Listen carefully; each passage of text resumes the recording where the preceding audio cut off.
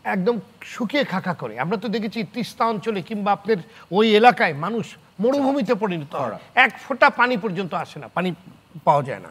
অথচ বন্যার পানিকে, নদীগুলোকে ধরে রাখা গেলে কিংবা নিম্ন অঞ্চলগুলোতে যদি পানিগুলো ধরে রাখা যায়, প্রথমত এই যে মানে মিঠা পানিটা, এই যে এত মানে এই যে পানিটা, এটা তো একেবারে মানে বৃষ্টির পানি, এই পানিটাকে যদি আমরা আপনি ধরে রাখতে পারতাম তাহলে কিন্তু ব্যাপক সুফল পাওয়া যেত।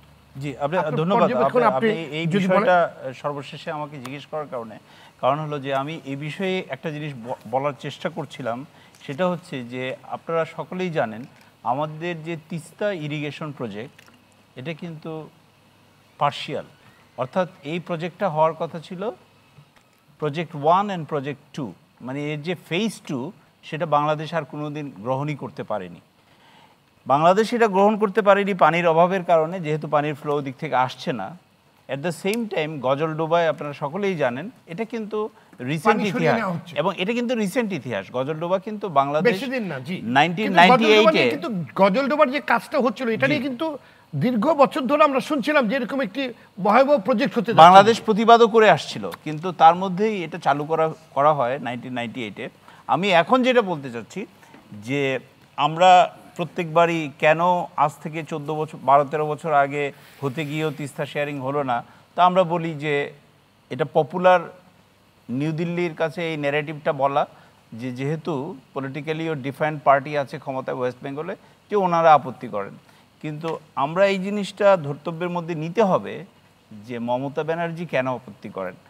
পানিটা এখন ওয়েস্ট বেঙ্গলেও থাকছে না, আপনাদের জ্ঞাতার্থে আমি বলছি, এবং আপনারা প্রত্যেকে দেখবেন ইন্ডিয়ান সাইটগুলোতে গিয়ে যেখানে তথ্যগুলো পাওয়া যায়, তিস্তার পানি বিগ টাইম মহানন্দায় নিয়ে যাওয়া হচ্ছে এবং আরও তাদের প্ল্যান আছে। সো এই যে ডাইভারশনটা, ওয়াটার ডাইভারশন, এটা কিন্তু আন্তর্জাতিক নদী আইনে কিন্তু এটা করতে পারে no no no not allowed, এটা নট অ্যালাউড। কিন্তু এখন এখানে আমাদের আরো প্রোঅ্যাক্টিভলি এগুলো পারসু করতে হবে। আরেকটা বিষয় হচ্ছে আমরা তো প্রপার জায়গায় সেই জিনিসগুলোকে তুলে একটা রেমেডি পাচ্ছি না, তো আমাদের তো অ্যাক্টিভনেসটা নাই। আরেকটা বিষয় হচ্ছে যেটা আমি বললাম, তুলতেও পারছি না। নদী প্রবাহ আইন 1997, এটা তো বাংলাদেশ স্বাক্ষরই করে না। বাংলাদেশ সবচেয়ে ভাটির দেশ। আপনাদের প্রত্যেকের মনে আছে যে বাংলাদেশ কিন্তু গ্যাঞ্জেস ব্যারেজ করতে চাইছিল, which is exactly the remedy for এই যে অতিরিক্ত পানি আসছে বর্ষা মৌসুমে, তার একটা অংশকে ধরে রাখা। তো সেটার জন্য ওভার দ্য ইয়ার্স স্টাডি হলো, হলো, সব কিছু শুরু থেকে আমাদের সরকার জানে যেটা কোথায় হবে, রাজবাড়ির পাংশাতে হবে। বাট যেদিন এটা ফাইনালাইজ এভরিথিং ডান, এখন সমীক্ষা শেষ, কাজে নামার সময় আমাদের সরকার বললেন যে পাংশা সাইটটা ঠিক হয় নাই। তো এটা কিন্তু আমি বলছি এটা আরও কয়েক বছর আগের কথা। সিন্স দেন আজ পর্যন্ত সেটা নিয়ে আর কোনো অগ্রগতি নাই। তাহলে কি আমাদেরকে কেউ এই গ্যাঞ্জেস ব্যারেজ করতে দিচ্ছে না? মানে এটা কিন্তু জনমনে প্রশ্ন আছে। কিন্তু কথা হলো এটার এন্ড রেজাল্ট হচ্ছে, আমি সেটা বলে দিই এক কথায়, এন্ড রেজাল্ট হচ্ছে বাংলাদেশে যে স্যালাইন ওয়াটার যেভাবে ঢুকছে, যেটা আপনারা বলবেন যে এটা বাগেরহাটের সমস্যা, খুলনার সমস্যা, সাতক্ষীরার সমস্যা, এটা ভুল। লেটেস্ট স্ট্যাটিস্টিক্স বলতেছে স্যালাইন ওয়াটার এখন আপ টু মাগুরা পর্যন্ত উঠে গেছে। কারণ গ্রাউন্ড ওয়াটার এক্সট্রাকশন করতে হচ্ছে বিগ টাইম, পানি নিচে দিয়ে সমুদ্রের পানি সিপ করতেছে। তো এটা কিন্তু আমাদেরকে লং টার্মে অনেক ভয়াবহ জায়গায় নিয়ে যাবে। ধন্যবাদ আপনাদের সবাইকে আজকে আলোচনায় যোগ দেওয়ার জন্য। দর্শক, পানির ঢল কিংবা বন্যার পানি আমাদের জন্য অভিশাপ নয়, বরং অনেক ক্ষেত্রে আশীর্বাদও। কিন্তু যথাযথ ব্যবস্থাপনা ও পরিকল্পনার অভাবে এই আশীর্বাদ অধিকাংশ ক্ষেত্রেই অভিশাপে পরিণত হচ্ছে। বিপুল সংখ্যক মানুষকে পড়তে হচ্ছে ভোগান্তিতে। আজকে আলোচকরা যেমনটি বলবার চেষ্টা করেছেন, জলবায়ু পরিবর্তন সহ নানান কারণে দেশে নতুন নতুন সংকট তৈরি হচ্ছে। এই সংকটগুলো মোকাবেলায় গবেষণা, প্রকৃতি ও জ্ঞানভিত্তিক পরিকল্পিত উদ্যোগ নিতে হয়। সারা দেশের নদীগুলোর মধ্যে যে চমৎকার সংযোগ প্রাকৃতিকভাবে তৈরি করা হয়ে আছে তা কাজে লাগাতে হবে। সারা দেশের নদীগুলো নিয়ে একটি মাস্টার প্ল্যান করতে হবে। ঢল কিংবা বন্যার পানিকে ধরে রাখার ব্যবস্থা করতে হবে। নির্ধারিত সময়ের মধ্যেই বরাদ্দকৃত টাকার যথাযথ গুণগত ব্যয় নিশ্চিত করতে হবে। নদ নদী ড্রেজিং, পলিমাটি সংরক্ষণ, ভাঙন রোধ, শুষ্ক মৌসুমে সেচ প্রকল্পগুলোতে পানি প্রাপ্যতা নিশ্চিত করার টেকসই ও স্থায়ী ব্যবস্থা গড়ে তুলতে হবে। যেসব ঠিকাদার ও প্রকৌশলী সময় মতো প্রকল্প শেষ করতে পারে না, তাদের জবাবদিহিতার আওতায় আনতে হবে। তাদের দায়িত্ব থেকে অব্যাহতি দিয়ে সক্ষম ও দক্ষ ব্যক্তি এবং প্রতিষ্ঠানকে দায়িত্ব দিতে হবে। প্রকল্প ঘিরে যে অশুভ সিন্ডিকেট গড়ে উঠেছে তা সমূলে উপড়ে ফেলতে হবে। দেশের সব উন্নয়ন প্রকল্পগুলো বেসিনকে লক্ষ্য রেখেই গ্রহণ করতে হবে, এমন পরামর্শগুলি তুলে ধরার চেষ্টা করেছেন আজকের আলোচকবৃন্দ। দর্শক, আজ এই পর্যন্তই। আগামী সপ্তাহে আবারও দেখা হবে। সে পর্যন্ত সবাই ভালো থাকুন, সুস্থ থাকুন। সঙ্গে থাকার জন্য ধন্যবাদ।